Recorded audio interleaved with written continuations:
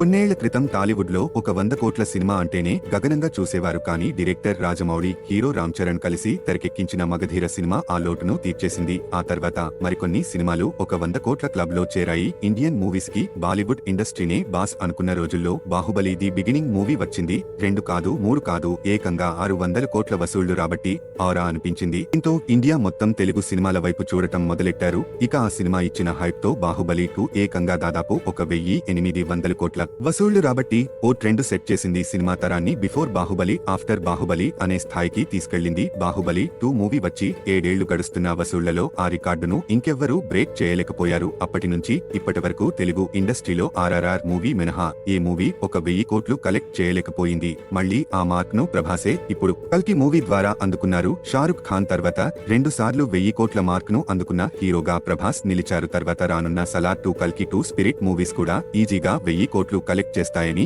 నేను అయితే చాలా స్ట్రాంగ్ గా నమ్ముతున్నాను. మరి టాలీవుడ్ నుంచి రాబోయే ఏ మూవీస్ 1000 కోట్లు కలెక్ట్ చేస్తాయని మీరు అనుకుంటున్నారో కామెంట్ చేయండి.